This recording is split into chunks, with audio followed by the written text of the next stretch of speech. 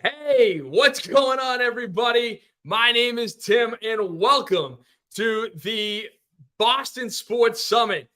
I want to start off by saying, yes, it supposedly is 15 minutes late. The one funny part about it is I forgot to click the go live button.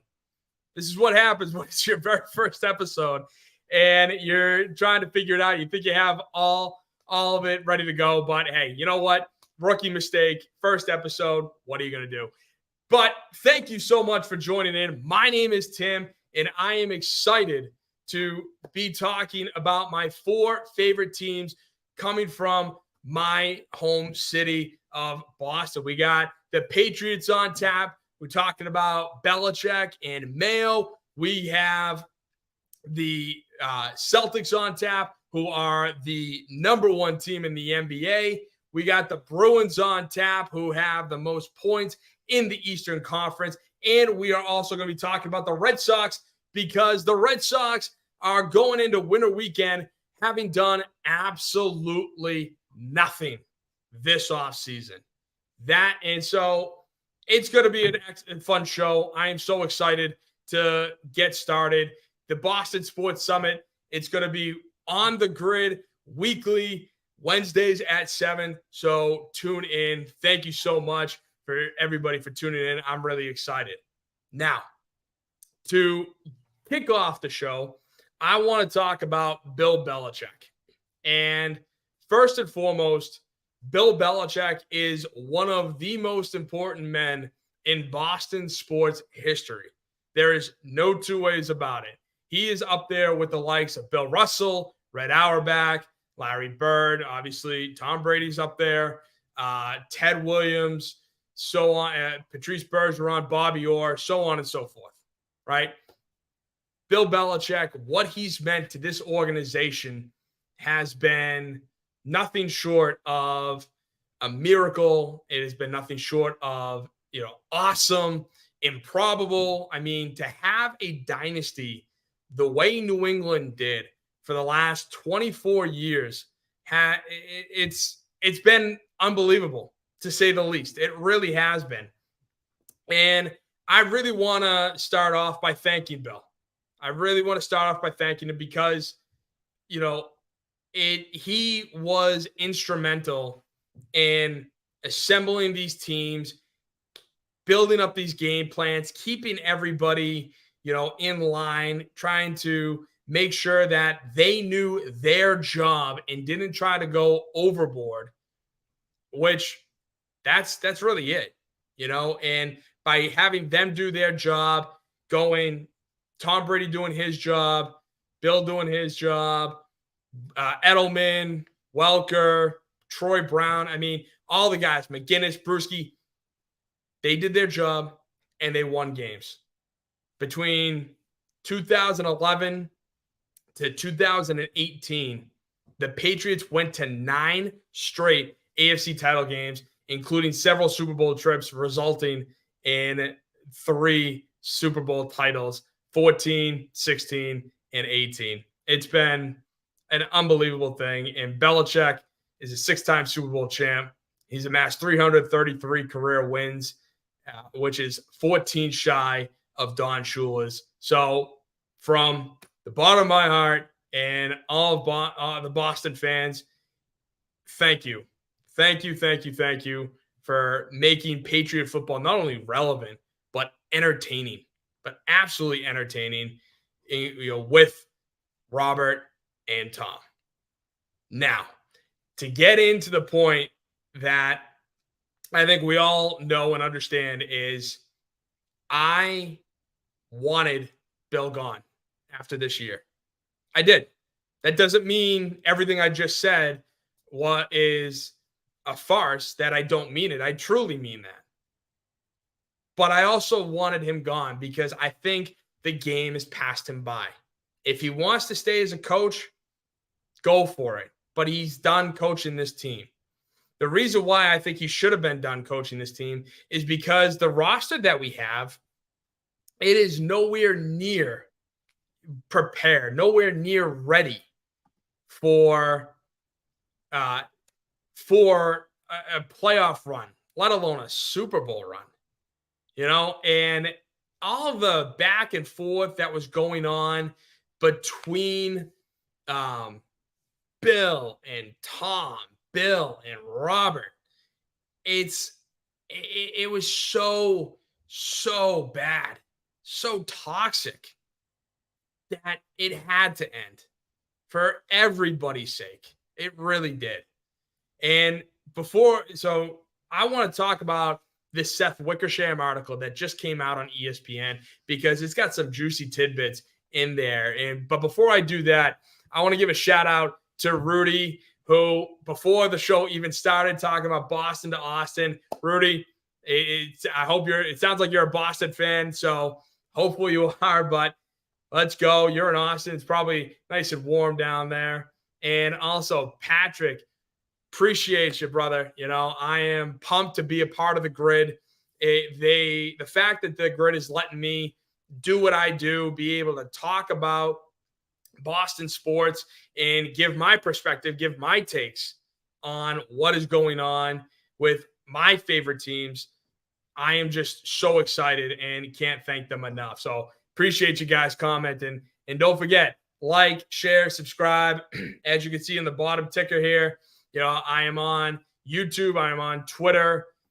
You can follow, and Instagram. You can follow me on my Instagram at Boston Sports Summit and on my Twitter at BOS Sports Summit, because that is I couldn't get Boston as a full thing. And if you can hear my little puppy underneath biting my table here. But getting back to the Seth Wickersham story, talking about Belichick and the Patriots, first and foremost, on the very first page, he writes that the people who loved him, that he hadn't merely beaten Kansas City, but also had beaten his old team after it had doubted him. Talking about Tom Brady when he beat the Chiefs in the Super Bowl. And that's so true. That is 100% true. That, I think a lot of New England fans were rooting for Tom Brady, because even the Patriots fans, we all knew what a mistake it was letting him go. Now, granted, that team in 2019, Brady's final year, looked vastly different from any of those championship teams. And that's really what was a tragedy. It kind of looked like the Eagles did this year. The Eagles, who were, the Super Bowl contenders last year, the tush push was unstoppable.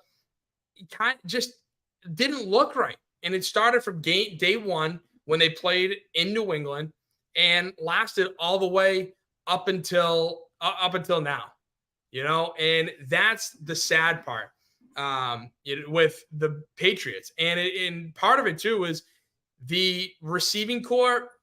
We all know Belichick is not a fan of divas. If you look it through Boston sports and the history, look at all the guys that are divas. Randy Moss, you could argue, really was one of the true divas on this team. And what happened? We had to trade him. We had to trade him because Belichick didn't want to pay him, and it was a tragedy. Now with Gronk, he was definitely a diva, but with Gronkowski, again, Gronk had all the leverage in the world because he only wanted to play with Tom Brady, and Brady, you probably used his power to say, no, you're not getting rid of this guy. So that's really kind of what happened. And they all, at the end of the day, took Belichick's coaching, whether they liked it or not. And granted, they ended up hating it, which, of course, right? But the other thing, I want to mention is that when you're going through the Seth Wickersham story, he talks about how Belichick said to Tom Brady, which this kind of got my eyebrow raised. He said to Tom Brady that he didn't blame him for leaving because he admitted in the meeting that the Buccaneers were better equipped to win than New England in 2020. If he knew that the Buccaneers were better equipped to win than the Patriots, then why the hell has he stuck to his his philosophy? The dude had to evolve, and he never did. It was the same story. Granted, it worked for 19 years, from from 2001 all the way to 2019. It worked. And Tom Brady was the lead guy. Now, the start of it was definitely Bill, but the whole thing got somewhat different because then Brady became his own and became the superstar that he is or was and took over the team. So that's really the thing. And Belichick drafting guys that didn't deserve to go the rounds that he drafted them in. Now, granted, he hit on a lot of deep round picks, 4th, 5th, 6th, 7th, and undrafted guys. I mean, Malcolm Butler, undrafted free agent, makes the game-winning interception in the Super Bowl.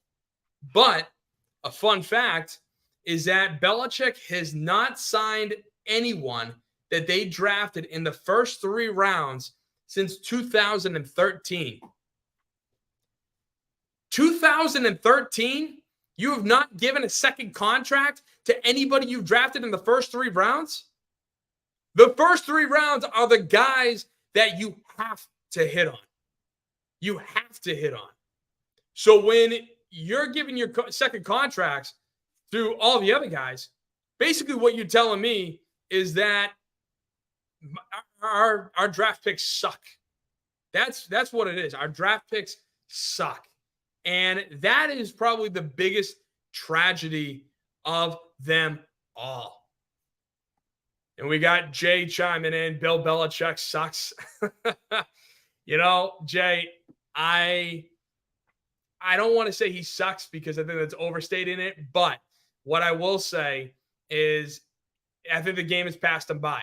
The game 100% passed him by. Now the Gryd Network, tap in, dare to be different. That's right. Very excited to be a part of here. All even podcast, Barry, Boston Summit, let's go. I am here. Barry, thank you. And then Aaron, my buddy, what's up? Jerod Mayo got me fired up. Absolutely.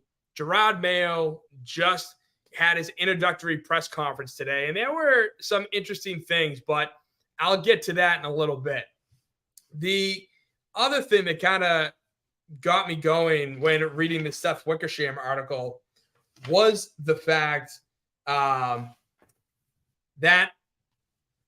Belichick was talking about how he traded Mac Jones, or wanted to trade Mac Jones. Belichick technically could have traded Jones, but ceded to his bosses. It was talked about that he didn't like him. He wanted to get rid of it, but Robert Kraft was so dead fast into it that it was, how could he, And I don't think it would have gone through if Belichick even got a phenomenal deal.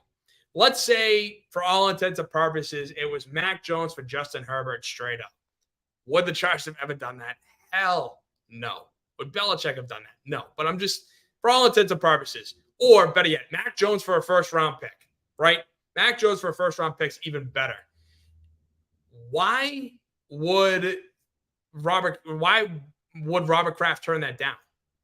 He should absolutely take that deal, but because Robert was so, nope, this is our guy, there was already so much toxicity over the last 4 years, ever since the whole thing with Brady fell through. And I couldn't believe that. I couldn't believe the fact that it was reported that Belichick already wanted to trade Mac Jones. There was talks. There was all these things, being reported on how during this offseason, before training camp, Belichick went out of his way to not even mention Jones by name. he just talked about the quarterback room. He never mentioned Jones by name. And then they enter the season with Billy O'Brien as the offensive coordinator, hoping that Billy O is going to replicate what Josh McDaniels did in 21, and he's going to get Jones back on track. But Mac Jones was already screwed up. Mac Jones was already lost. He was so done that it was walking into an absolute disaster. And it even went further that the drift between Bill and Robert even extended to Jonathan. Jonathan really took exception with Bill because Jonathan knew that Robert wants to be in the Hall of Fame. The whole thing with the Hall of Fame and how Jerry Jones is in the Hall of Fame as a contributor and Robert isn't. Which, again, I will admit that I am just as surprised as Robert Kraft that he's not in the Hall of Fame by now. He got passed up, last year for his opportunity. Now has to wait, I think, until August to be in the running again. And, Robert desperately wants that, which means he has to make everything look nice, right? He has to make everything look as great as it is. And even in the story, that's why Jonathan hates Bill, is because the relationship between Jonathan Kraft and Bill was never strong and worsened because Jonathan was protective of his father's legacy and watched how Belichick refused to acknowledge him in the hallways and dismissed him as obsessed with optics. Which, yeah, no duh. But watching that go on, obviously Jonathan's going to side with his father. He is. And I'm not trying to, but it goes to show that Jonathan, I think, has a greater disdain for Bill than Robert does. So, and then the story goes on. It talks about how the coaching staff and personnel staff were, at each other's throats. The personnel staff is going, see, that kid would have been elite if we had better coaches. And the coaching staff going, the personnel staff gave us no talent to work with, which on both regards, I don't blame them. But it was a wild story to read through and just go and figure out all this rift that was going on between Belichick and the Krafts, between Belichick and Brady. It was basically a giant shot at Bill. And then on top of it, last Thursday, Belichick, it is reported to the media that Belichick and the Patriots have a mutual parting of the ways. Now, if anybody believes that, you're just blind to what's going on, because there's no way that there was a mutual parting of the ways. I mean, there were talks, reports, midway through the season about possibility of, Belichick being traded. But Belichick knows too well that he wouldn't want to go to a team that doesn't have a first-round pick or even a second-round pick at that, because they traded it to get him. So the fact that Bill had one more year left on his contract and he's going to Robert going, you either are firing me or I'm showing up here and preparing for the 2024 season. And so I think the reports were that it was supposed to happen on Wednesday, but because Nick Saban got retired, which that I think was kind of out of the blue, a little surprising, but that Bill wanted to give his friend some time. So, that whole thing, the mutual parting of the ways, obviously super questionable. The press conference between Bill and Robert being on the same podium, I thought was something that was great for optics. Again, Robert Kraft wanted to get in the Hall of Fame. It wasn't a firing. It was a mutual parting of the ways. Belichick, saying his quick little speech, which, again, watching him do the Army-Navy segment on College Game Day, I think really kind of showed Bill's true personality. And then to see him get up there, read his statement, but then when he talked about the fans and how much they meant to him and, even traveling overseas, you definitely heard a quiver in his voice. And I loved it. I really did, because, it shows that, again, the man has a heart. As much as I wanted him gone, and as much as it's, been a crazy, few years, and now with the 4-13, and I was glad to see him be let go. Yeah, it was hard. It was definitely hard to watch that. But it was well deserved, and glad that both Robert and to some degree Bill got their way. Now, Bryson, first episode, my man, congrats. Thank you. Whoever hires Belichick cannot allow him to take control over personnel. Absolutely. Absolutely. I think, with what has gone on between Belichick and the personnel staff, he's reached on too many guys. And clearly the way this team has been playing, it shows. Aaron, who we drafting at QB or bust? You know what? I will say this. I don't like Caleb Williams. I will get to that as the draft gets closer. But if I had to pick right here, right now at 3, I would either hope that Drake May is available, or I would go with Marvin Harrison. I'd go with Marvin Harrison Jr. But like I said, the close to the draft day comes, well, I'll definitely be talking about that. Patrick, the urgency for New England to win is now. Moving on from Bill. Yeah, they have so much cap room. They're, I think, the 4th most cap room, or 2nd most cap room this free agent period. And New England, on the other hand, is also spent the least amount of real money. Now, the cap is, you can move around all the numbers. There is no such thing as cap jail when it comes to the NFL. But New England, in terms of spending real money, they're dead last. So yeah, they can turn this around as long as they actually go after top free agents. Clutch Sports, welcome to the Gryd. Appreciate it, man. Hey, Jimmy, what's up? Good to see you. Thanks for watching, tuning in. Appreciate. Yep. Oh yeah, old neighbor. Yeah, I'm so excited to be doing this. I appreciate you tuning in. Patrick, bringing back Bill O'Brien. No, it obviously didn't. And D-Hop, I think, could have helped a little bit, could have made some key catches that would have turned the tide for a few games. But ultimately, they didn't want to spend the money. And Belichick was probably acting like Bill. He was hardballing him. So it's stupid. And Clutch Sports, all good things come to an end. Yep, absolutely. They do. And it's evident.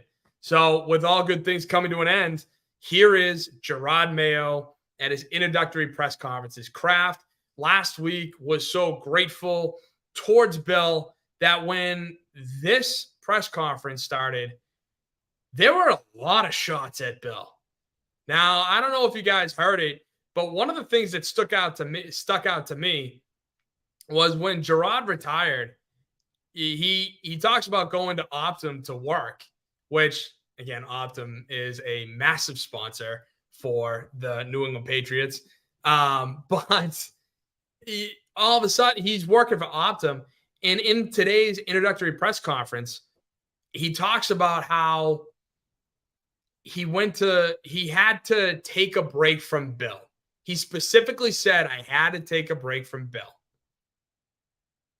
Where the hell did that come from? I understand Bill is a tough coach to play for. That's been a thing for a very long time. He played, from 2008 to 2015. So Jerod knows all of this stuff with Bill. And granted, it was actually nice to hear because, hell, it's a story, right? It's a story where, oh my God, a coach actually in New England actually said something worthwhile. Um, but to sit there and say, oh, I need to take a break from Bill, and it was just off the cuff, just casually. Looking back, I don't know if he would regret saying that or not, but there was Kraft and Jerod taking a few shots.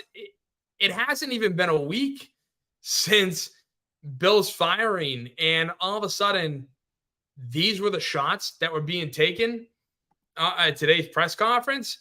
I was surprised. I really was, for Robert Kraft, who I just went on a rant about, talking about he's obsessed with optics and how he wants to get into the Pro Football Hall of Fame. How can you sit there and say you're going to mutually part ways, even though you fired Bill? And yet, on the other hand, you were taking shots. The new head coach is taking shots. The new head coach played for him, took the break, and then worked for him on the defensive side of the ball since 2019. So I thought that was crazy. But the thing that I have with Jerod Mayo, now it's nothing against Mayo. I am actually excited to have Jerod Mayo because I loved him as a player. And I think he has the ability to reach the young players of today, because this generation is wildly different from the days of Ted Johnson and Willie McGinnis. Back then, you could be an asshole of a coach, and yet they followed your orders. But today, if you have that same mentality as a coach and bring it to the players of today, they're going to tell you to F off and go, and want to get traded, be released, whatever. It's a wild, wild world we live in. So with Jerod, I think he's got a great opportunity to reach these younger players on a different level than Bill ever could. Not to say that the younger players hated playing for Bill, because when he got fired, there are a lot of those young guys coming out talking about what a great coach he is and how exciting they are to have played for him. But the thing that scares me with Jerod, is that how much of everything is status quo, right? How much of what we have watched for the last 24 years is going to remain the same because a Belichick disciple not only was the Mike linebacker playing for him, but also was only coached with Bill. How much of that is going to stay the same? Because that's what scares me. If we brought in Vrabel or Harbaugh, or this would have never happened, but if we brought Pete Carroll back to coach, it would have been different. If we got Ben Johnson, the OC in Detroit, to be the head coach, then I can sit there and be like, well, hey, something new, something different. Let's see what happens.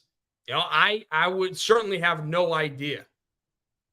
But with Jerod Mayo, that's what scares me, is because everything was status. Everything is the same. And now they're talking about the GM search and how they're going to have to name a guy, but is it going to be Matt Groh? I hope not. Is it going to be Elliott Wolf? At least with Elliott Wolf, he was a part of the Packers. He was somewhere else learning and scouting for them. So, I mean, that is the weird part. And then the report comes out that Mayo is close friends with Belichick's kids and offered an opportunity for them to stay.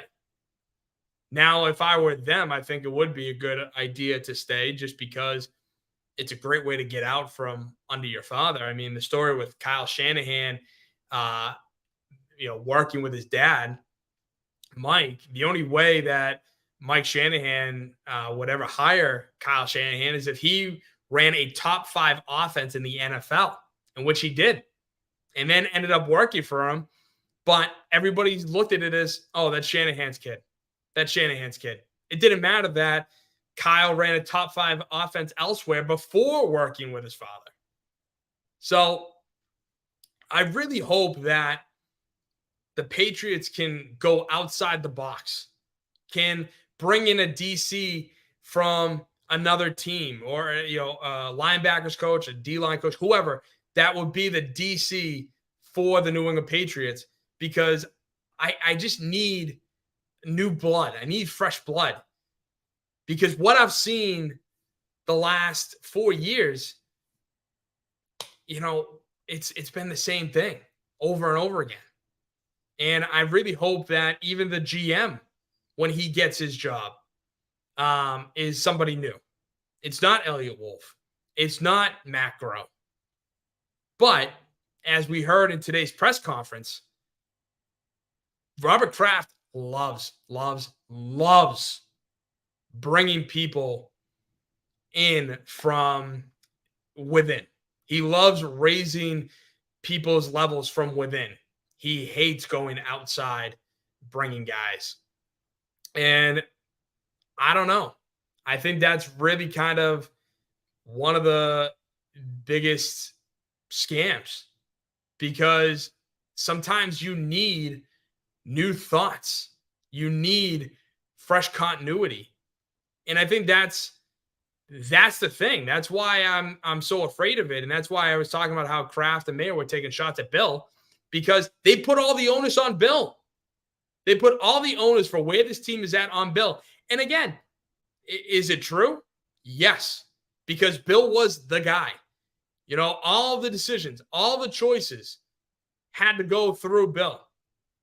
In the Seth Wickersham article, they talked about how Bill, the scouts were saying that we want this guy, but then Bill went with another guy. So how true is that? I don't know. But it's putting all the onus on Bill, and Robert trying to absolve himself, saying, hey, this was his team. I mean, I'm just trying to do what's best for me and the organization. But now he doesn't have a guy to fall back on anymore. Now he doesn't have a guy that can take all the blame. Now, from here on out, starting today, Wednesday, January 17th, 2024, every single decision, every single victory, every single loss will be placed solely on Robert Kraft. If they don't spend money in free agency, that's going to look really bad on him, because you're essentially telling your fan base that, no, this roster is good enough to win, which I think we all know it's not. They have to find a quarterback in this draft. I think they also have to find a veteran quarterback who can help mentor the drafted quarterback. Because look at what Jordan Love has done in Green Bay. And even Jordan Love's predecessor, Aaron Rodgers. Aaron Rodgers sat for 3 years under Brett Favre, and look how that turned out. Jordan Love sat for 3 years under Rodgers, and now look where they're at. NFC divisional round against San Francisco with the youngest roster in the NFL. So I think the Crafts are going to be on the hot seat, because a lot of the blame when Tom left was put on Tom. A lot of the blame with Bill being gone, with Bill being fired, has been put on Bill. So it's going to be interesting to see what happens. This past press conference, I think, was enlightening to some degree with Kraft and Mayo. But at the end of the day, both men didn't answer the questions. The important one, meaning who's going to have the final say with free agency and who's going to have the final say on the draft because you have the number 3 overall pick. This is the highest pick in Robert Kraft's tenure as owner of the Patriots. His first was the number 4th overall pick, and that's where they drafted Willie McGinnis. So now with the number 3 overall pick and this organization basically teetering, you have a top 10 defense and your offense absolutely blows. So who's going to have the final say? Bill was the guy to do that. But now, that is big. And of course, both men sidestepped that question very easily, and rightfully so, because let's face it, they have no freaking clue who's going to be that guy. They really don't. And I hope it's not Jonathan, but are the Krafts going to be exactly like the Jones family? I think we'll just have to wait and see on that. Cowboys Can fam, thank you so much. Welcome to Gryd. I'm pumped. I was actually watching you guys during the Green Bay Dallas game, and woof, that was tough. Wasn't easy. And you guys put on a great show, I will say. So thank you for that. Aaron, Derek White, second best player on the Celtics, but no one is ready to have that conversation. Yeah, I am absolutely with you. Derek White has been unbelievable, and we'll get to that shortly. Patrick, the QB draft pick is going to make or break. Whoever the OC is has to involve and develop your future franchise quarterback. There's options, but that pick is crucial. Absolutely. Absolutely, the pick is crucial. And look, Josh McDaniels, I thought did a great job mentoring Mac Jones that first season. Now, did Mac Jones have, carte blanche right away? No, he didn't. But what ended up happening was Josh McDaniels slowly built Mac Jones and gave Mac Jones options that he needed. And it was successful, hence making the playoffs his first year. And then, of course, bringing in Matt Patricia and Joe Judge as co-OCs. And Matt Patricia never coaching offense was just stupid, absolutely stupid. And Aaron, Jordan Love looks incredible. Mahomes sat as well. Absolutely. Should be the new standard. Yeah. I mean, look at all the most great quarterbacks, I should say, sat. Tom Brady sat behind Drew Bledsoe. And he's had it for a full year. And then, of course, Bledsoe gets injured, and the rest is history. Mahomes sat behind Alex Smith. There are so many stories like that. And, of course, it just goes to show that, rookie starters, especially when they are top picks in the draft, have such big heads and big egos that they should sit more than they start. Let's just put it to you like that. They need to sit more than start.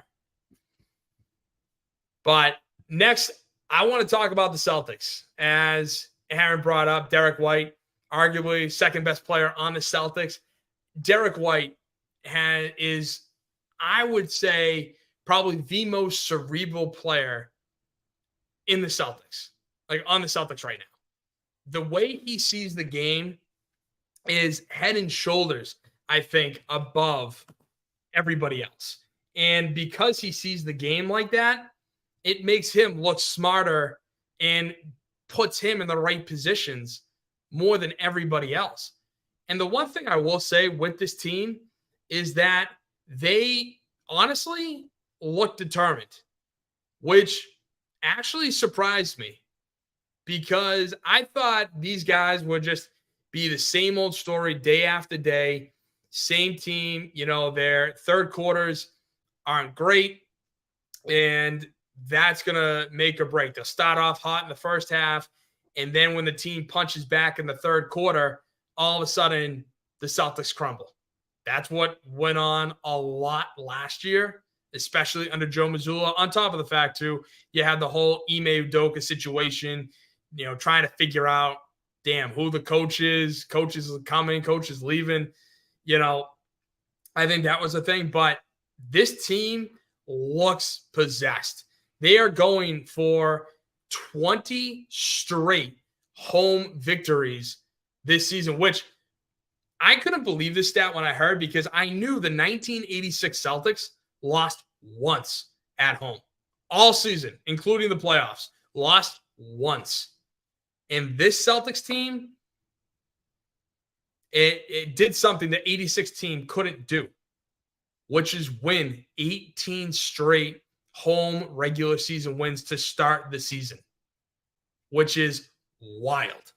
Absolutely wild to me that it took them, this storied franchise, even when it was Bill Russell and they were playing, nobodies, and only 6 teams, something like that, in the NBA, 8 teams, 12 teams, however many teams there were back in the 60s under Bill Russell days. They never won 20 or 18 straight home games. And this team is going for number 20 against the first overall pick, Victor Wembanyama, in the Spurs right now. Currently winning 25-19 with 3:38 to go in the first. This, like I said, I'm loving the way this team is playing right now. They swept the season series against the Raptors on Monday, winning 105-96, and are sitting atop the NBA, having only 9 losses.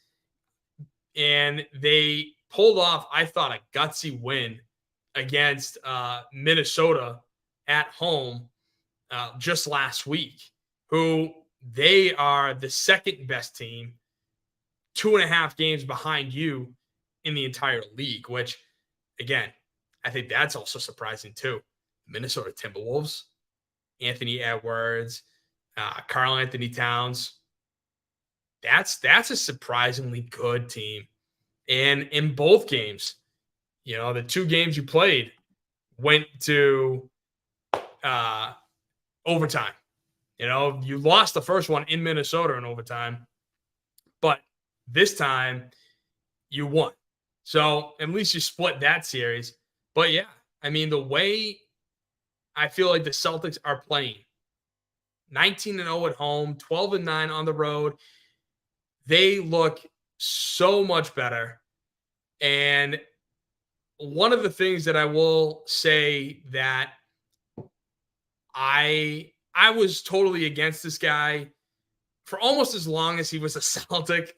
That sounds bad, but it really wasn't.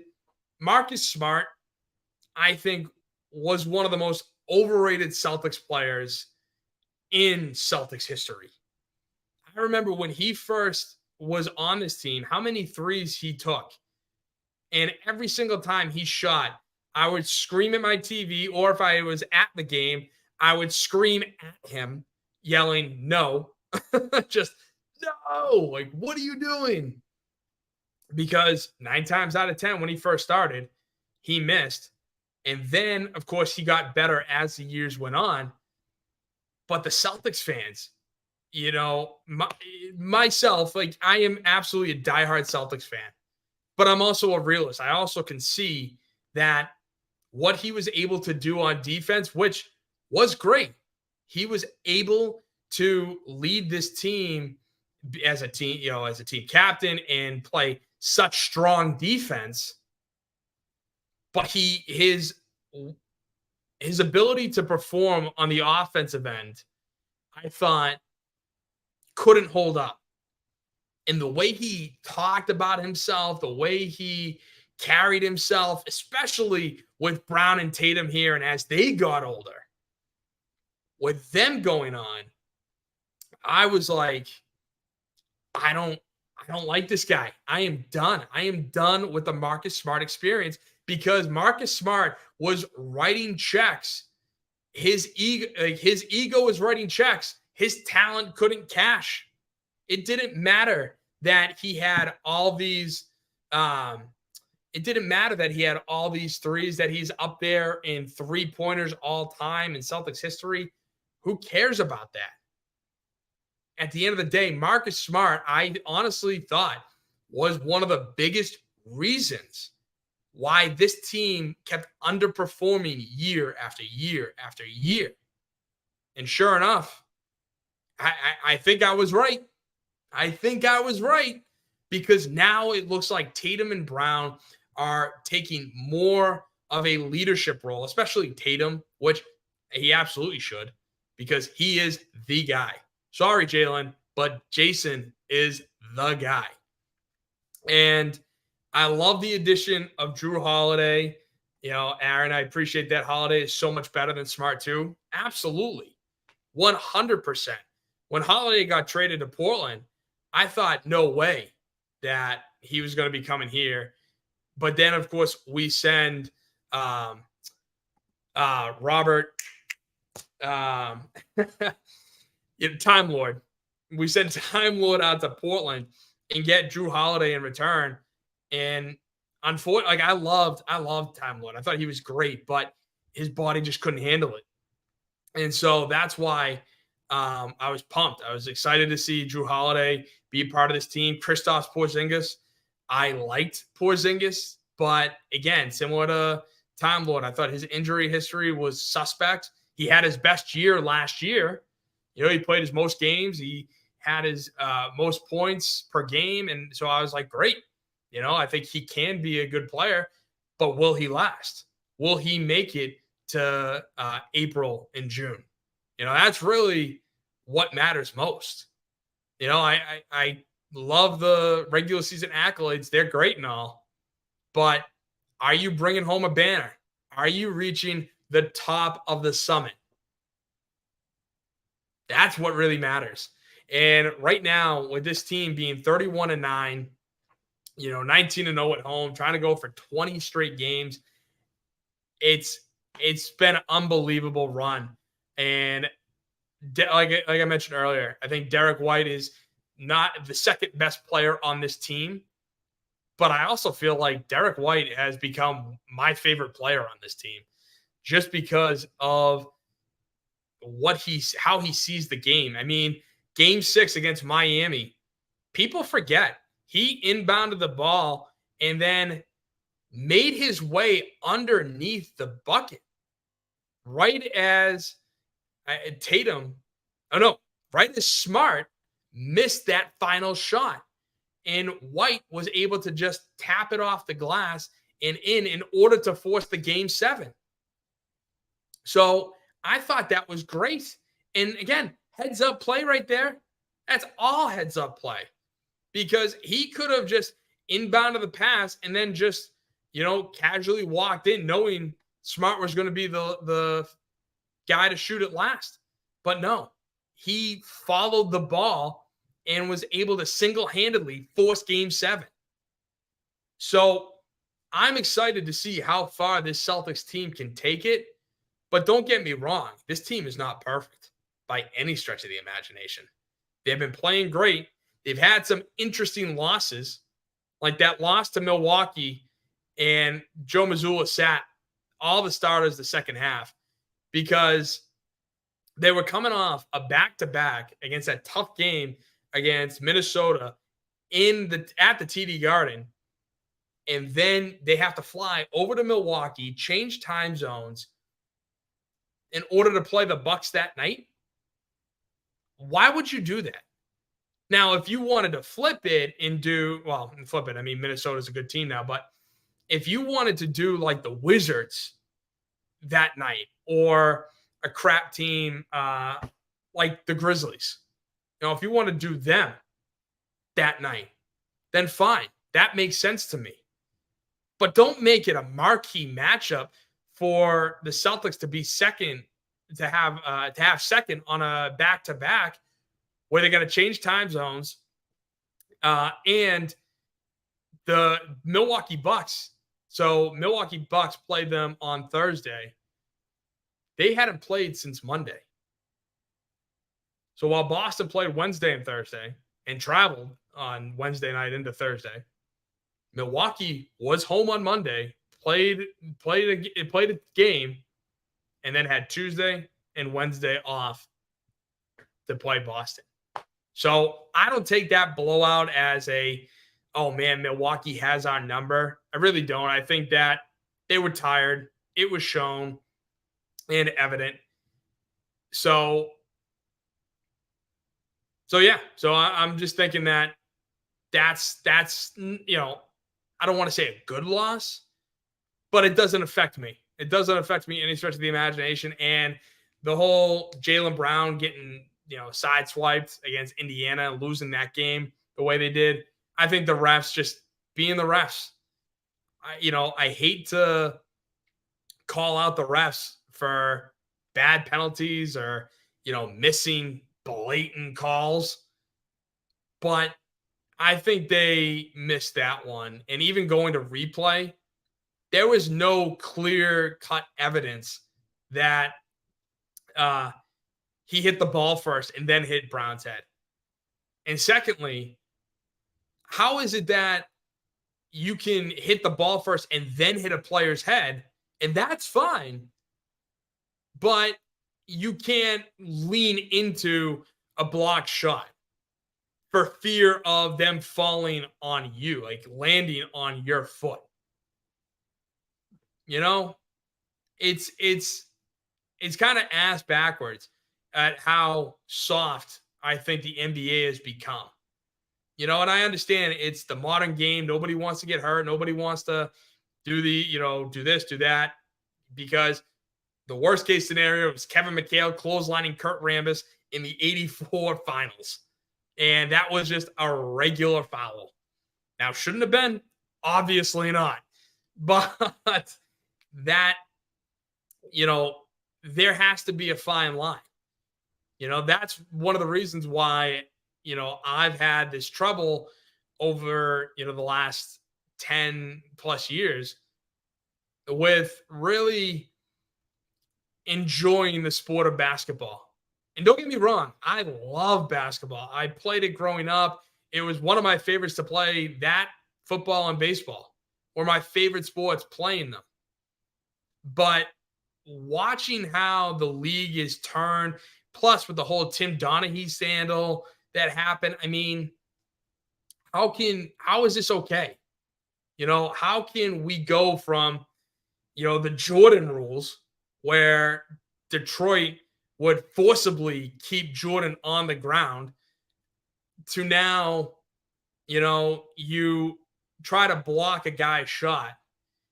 And two things. One, you have to make sure that you don't land in his landing space. And two, that if he releases the ball and the ball is here, your fingertips are here. How do I do this? Oh, there we go. And you, after the ball is off the hand, you then tap the fingertips or tap the bottom of the wrist. That's a foul. It's common sense to play through at least that. That's kind of what bothers me about the NBA right now. But that doesn't mean I'm not paying attention to the Celtics. Doesn't mean I'm not, enjoying the game. Well, I am enjoying the game, but it is harder to enjoy the game when I've watched, Paul Pierce and Kobe Bryant, all these guys. And don't get me wrong, Paul Pierce with his little pump fake and then dive into you. I 100% admit, absolutely cheap way to get a call, but it worked every single time. No two ways about it, because Paul Pierce skirted the rules. So at the end of the day, I'm really enjoying what the Celtics are doing. I love Derek White. I think this starting five is arguably the best starting five in the NBA as it stands, and they are 100% proving it. Right now, currently have an 11-point lead over the Spurs early in the second, 40-29. We could see history right here. 20 straight home wins. The Celtics team feels like a freaking wagon right now. Now I want to talk about the Bruins. I want to talk about some hockey. All right. They had a wild road trip last week where they finished off in St. Louis. They played Arizona, and they finished off in St. Louis. They went 1-0-3 on this road trip. Now, hearing that, you're probably thinking to yourself, oh my God, what an awful road trip that was. When in reality, I don't think it was. I don't think it was as bad as you might think. The reason why is because they garnered 3 points from the first 3 games of the road trip, which is okay, meaning they went to overtime and either lost in the overtime or lost in a shootout. In one of the shootouts, David Pastrnak had that lazy penalty shot attempt. And everyone wants to say, oh, well, nobody was talking about the one where he just, twisted his hips and, flicked it on without the goaltender even knowing.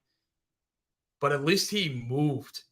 At least he flipped his hips to get that momentum to spin him going towards the goaltender.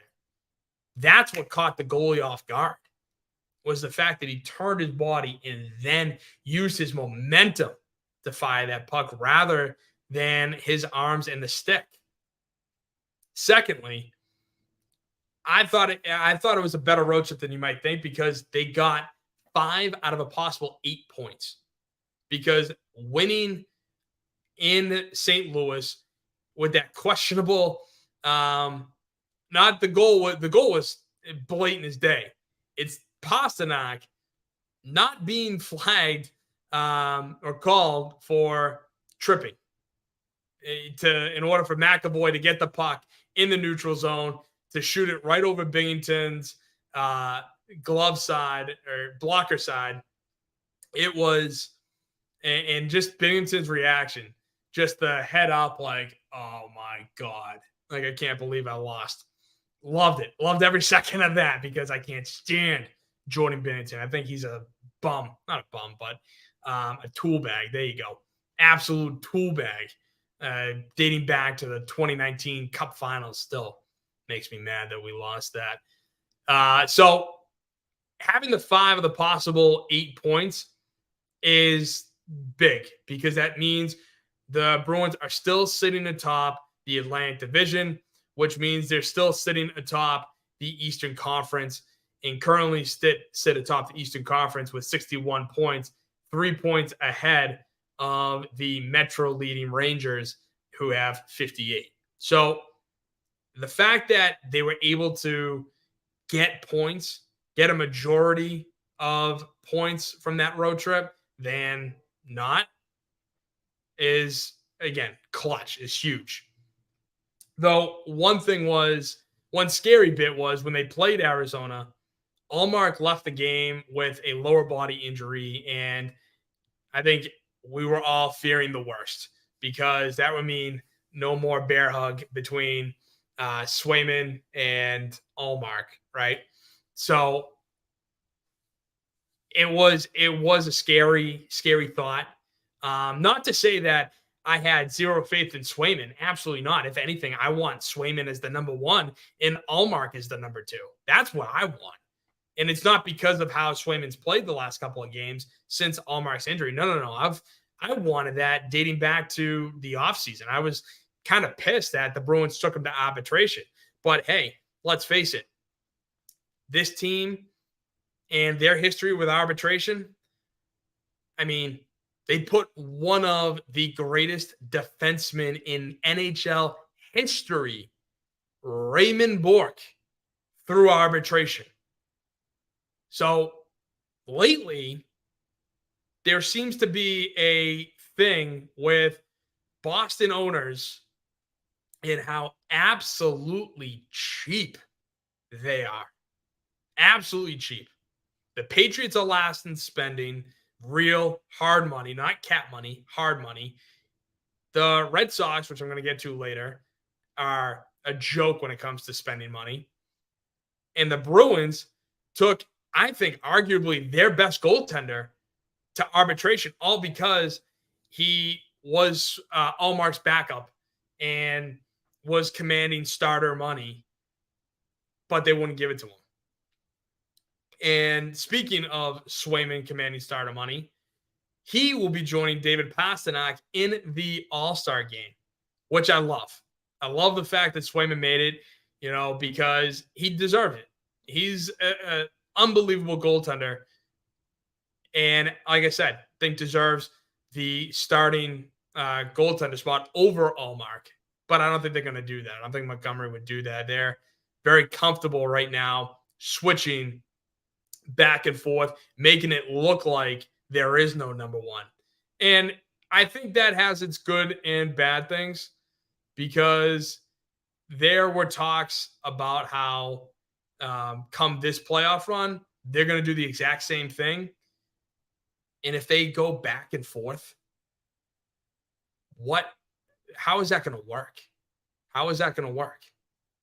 So, but when Swayman was when Swayman was asked about making the All-Star game, how it made him feel, I thought he made an interesting quote. Quote, after dealing with what I did in the summer with arbitration, hearing things a player should never hear, it feels pretty special to be in this situation. Which I can't believe that they did that to him. They're trying to tell him that he's not as good, and he's trying to prove that he is, as good as what he commands. And again, this team just being freaking cheap. What are you trying to do? Kind of going back to that continuity. I wanted to keep Bruce Cassidy over Don Sweeney. But, of course, we didn't get that because Bruce Cassidy hurt Jake DeBrusk's feelings.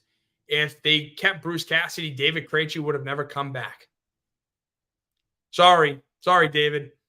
You should have enjoyed retirement, because I would have kept Bruce over Don Sweeney. But why I'm mentioning Don Sweeney is because he's the one that brought Swayman to arbitration. He's the one that did all that, on top of the Jacobs family, of course.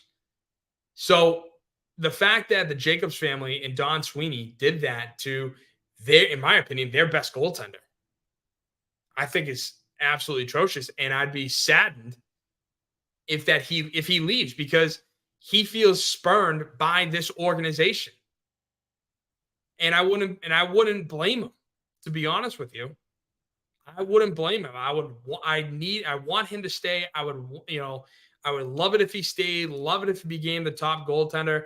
I would have traded Allmark after this season, because let's face it, I thought he had his best season, no two ways about it. There is nothing better he could have done last season, and for what he can do in future seasons. So I would have traded him. I would have tried to get a great draft pick out of it. And now I don't know the draft as much as, not that I don't know the draft, but I don't know if any other GMs were trying to were offering high picks for Allmark. But if they weren't, then I think they were doing the right thing, to be honest, because again, I think the guy just played out of his mind last year. And it's sad that Swayman has to deal with all of this. Arguably, one of the top goaltenders in the Eastern Conference went through that, and now he's being rewarded, for being an all-star. So he's looking at his contract, looking at the arbitration going, see, told you I'm better. And guess what? Now you're going to have to play against me, because I'm going to hit free agency, because I'm not signing with you. Now, has he said that? No. And I hope he doesn't. I hope he does stay here. I hope he becomes a lifelong Bruin. I really do. But it's probably in the back of his mind. And that absolutely scares me.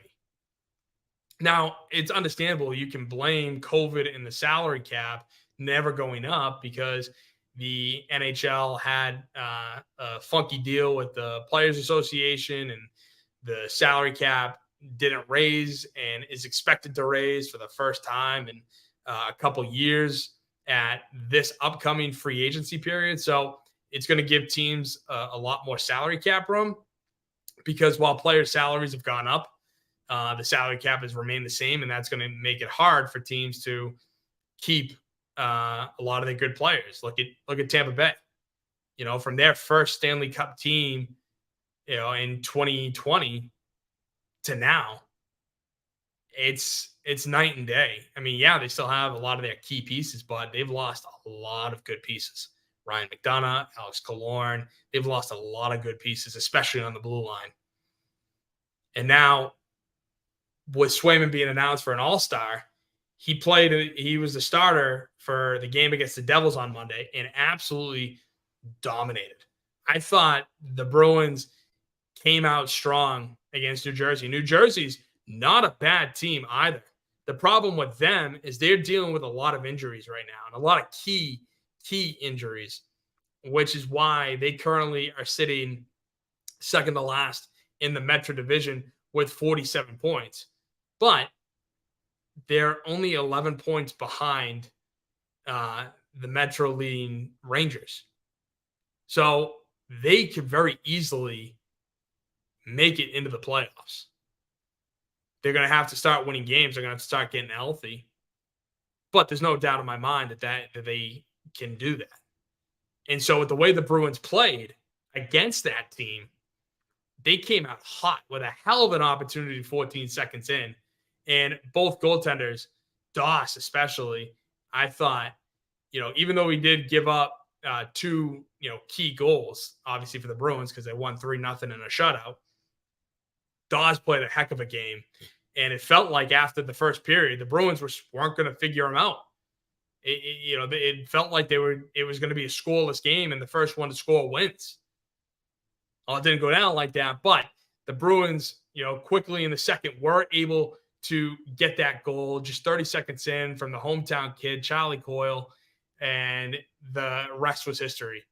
They played a good game. New Jersey didn't make a comeback. They did fight hard, but when all was said and done, Boston played harder, and they ended up with the victory. Again, holding that 61 points in the NHL, which is third most in the league and highest in the Eastern Conference. So both Celtics and Bruins playing at the TD Garden are just absolutely dominating right now. And it's fun to see. It's fun to watch because even though the Pats had a shit year this year, they at least we have the Celtics and the Bruins to keep us going all the way, hopefully through June, because I want to delay as much as I can this upcoming Red Sox season. I love baseball. I love the Red Sox. I love going to Fenway Park during the summer, getting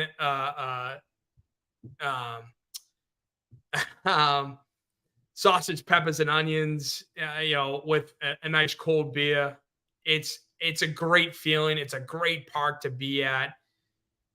But with the way this ownership is treating this team since 2018 has me through the roof. I want to stop. I really do. I really want to stop being a Red Sox fan, full knowing that I can't do that. Not because I have the show, but because it's just not in me. I'm too damn loyal to do that. But that's what has me going crazy about this team, because the ownership since 2018, that team won it all with Chris Sale, Mookie Betts, Benintendi, Mitch Moreland, Christian Vasquez, Xander Bogaerts. They had such a great, well-rounded roster. They were paying a good amount of money for them, but it was rightfully earned, rightfully deserved. And they won the most games of any Red Sox team in the history of that team. In the history of the Boston Red Sox, it's like the Boston Celtics. It is immaculate. It is longstanding. Yes, there was an 86-year drought, but that didn't mean there weren't Hall of Famers that came through and wore the Red Sox jersey.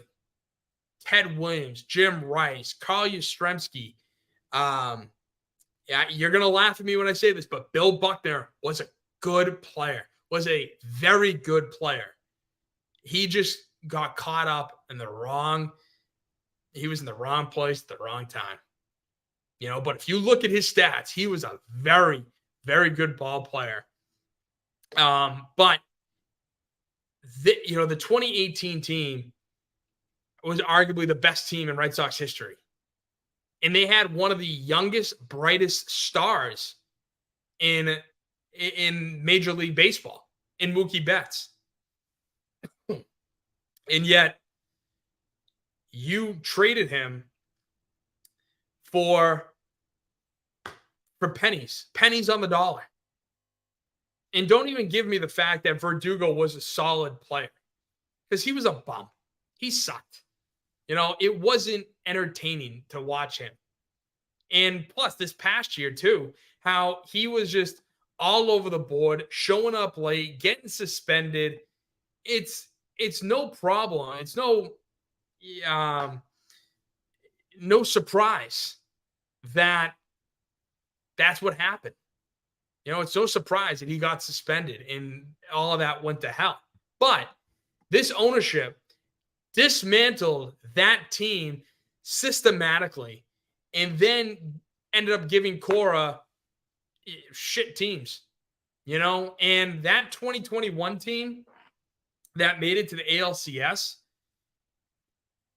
I think they played out of their shoes because they knew that ownership and upper management didn't invest in the team the way they should have. Now, don't get me wrong. I love having Kyle Schwarber, on this team. But we got him while he was still injured.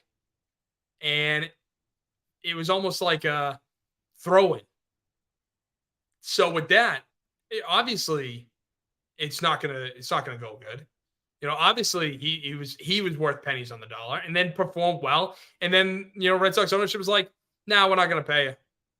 Which was stupid. He wanted to be here. He wanted to play for the Red Sox. But we pissed him away. And now, a couple weeks ago or a couple months ago, you have Tom Warner coming out saying that they're going to go full throttle this offseason. Now, Tom Warner is a freaking boob. He is an absolute punching bag for John Henry when it comes to the Red Sox. It's going full throttle. And then what? You think it's good to put into the Boston Globe, which John Henry, you own. It's good to put the reports out there that you were interested in Shohei Ohtani. You were interested in Yamamoto. You were interested in trading for Juan Soto. After the way you've treated this organization the last, 6 years? 2018 to 2024? You think we're stupid? No. LA fans, that's a whole different ball game. I would argue they are. No. But no. No, we're not stupid. We hear everything you say. We know everything you say. We read everything you say. And then when you want to claim, oh, we were interested. Oh, we were interested. Oh, we were close, but we were interested. Well, guess what? You didn't sign the guy. Because why? Oh my God, we had to spend real money on a player who, let's face it, I don't want to spend money. I'm more focused on making the Red Sox my portfolio project, a team that I really don't care about, where I want to spend money for Liverpool. I want to go out and buy the Pittsburgh Penguins, which I love the fact that the Boston Bruins beat Pittsburgh in Fenway last year. But no, you want to have this as a part of your portfolio. That's the problem that I have. You spent most of my life turning the Boston Red Sox in, first of all, we are a big market organization, but turning them into the big market organization where you took your Johnson out and put it on the table and said, all right, New York, come on, Yankees, outspend us. Steinbrenner, you're not going to do it. And then you got great players out of the deal. You also got some bad players, Pablo Sandoval, Kyle Crawford, which I think you gave up a little too early on Crawford, but but other guys, you got Manny Ramirez, you got Josh Beckett. You traded away your future to have the major league team win. That's what matters. I don't care if you have the best prospects, farm system, or the worst. If you have the worst and the Boston Red Sox are winning, well, then there's nothing wrong. Because let's face it, how many of those guys who from the number one farm system are going to become future MLB players, let alone studs in the show? It's not many. It's not many. So when you say you're going to go full throttle on a free agent class, mind you, that was loaded, absolutely loaded with Shohei Ohtani, with Yamamoto, even with the left-hander Shota Imaga. I definitely mispronounced that, but you could have had a chance at these guys, but you're playing too damn conservative, and it's pissing me off, quite frankly. If I would call for an absolute boycott on going to Fenway Park this year. The problem with that is a lot of Red Sox fans are already boycotting. They're not paying the highest ticket price in Major League Baseball for this shit. They're not. But you know who is? The opposing fans. They are paying. They are the ones that are filling Fenway Park, beloved Fenway Park, cheering for the opposing team because they want to see it. They want to go to Fenway. And here's a great opportunity for them to do it, because if Boston fans aren't going, ticket prices on the secondary market are going down, and they're taking advantage of it, traveling up to Boston, spending a couple days during the summer, doing all the touristy stuff, probably going on the Freedom Trail, probably, checking out the Back Bay, going to Cheers, and then they're going to Fenway and watching their team kick the Red Sox ass because there's nobody there. There's nobody good enough to withstand or to play for a possible playoff position.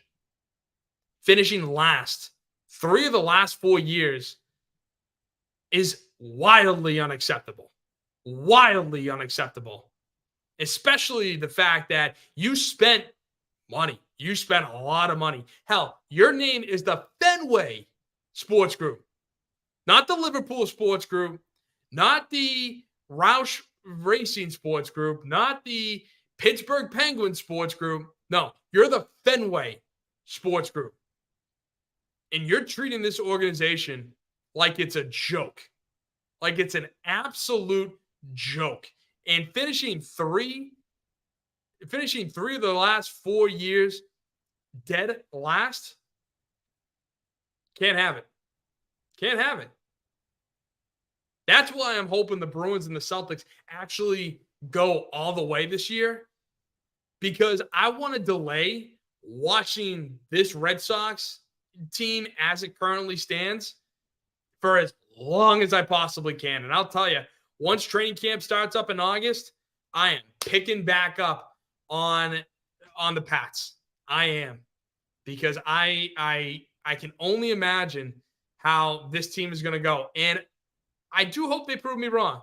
I hope this team watches this show, hears how badly I'm talking about them, and actually does something about it and becomes a good team. And if that's the case, I will bite my tongue and say, good for you. Good for you. You took all my shit. You took all the shit, and actually use it to your advantage. But the talent on this team, as it currently stands, I don't see it happening. If you want to get younger, fine. But don't sit here the year Shohei Ohtani becomes a free agent and says, we're going full throttle. Because I am 1,000% holding that against you. I am still pissed off you traded Mookie Betts. Because I don't know if Mookie just was done with the city of Boston itself or the Red Sox weren't paying him enough. It could have been both. It could have been one or the other. But money fixes a lot of things. And I truly believe that if we paid him what he should have been offered, because let's face it, John Lester, the only reason why we got rid of John Lester is because we threw him a laughable offer. And he still wanted to stay. Xander Bogaerts, same freaking thing. A guy who is the captain, instrumental, a heart of this organization. We said to them, you're only worth this much. When in reality, they were worth this much. So, I'm even off the screen at how low they undersold Lester and Bogaerts. So, yeah, I can only imagine the number that they first gave to Mookie Betts. He probably spit in their face, and rightfully so. So, it's going to be a wild year. At least, like I said, we have the Bruins and the Celtics. I hope they make as long a run as humanly possible and win the whole damn thing, because I really don't want to watch the Red Sox. I really don't. I'm going to, but I don't. Because it's only just going to be misery, misery, misery. All because this ownership group that is named the Fenway Sports Group has treated this team, this historic franchise, this once proud franchise. We lost for 86 years. We didn't win the World Series for 86 years, but yet we were proud. We love this team. We came to the ballpark every single year during those losing streaks, because at least those teams actually tried. They gave a damn. And it was sad. It's sad to see how these guys have really turned this once proud organization into the laughingstock of baseball. So I want to thank you guys for listening to my podcast, the first episode of the Boston Sports Summit, here exclusively on the Gryd Network. You can follow me below on Twitter, on Instagram. Thank you so much. I am excited. I will be back here next Wednesday talking some more Patriots, Celtics, Bruins, Red Sox, because I'm a diehard Boston sports fan. There are no four teams I would rather talk about more than teams that I grew up watching and players I idolized. So I'm excited. Hope you take this trip with me, because it's going to be a fun one. And let me know your thoughts. You can hit me up on my Twitter at BOS Sports Summit. You can hit me up on my Instagram, Boston Sports Summit. You can even hit me up on my Gmail, bostonsportssummit@gmail.com. Thank you guys for watching. Thank you for listening. You can find it on Apple, Spotify. If you can't make the live show, that's no problem. And to everybody who commented tonight, thank you so much. Very appreciative. And for the Boston Sports Summit, very first episode, I am your host, Tim Barnard, and I am pumped to be here on the Gryd Network.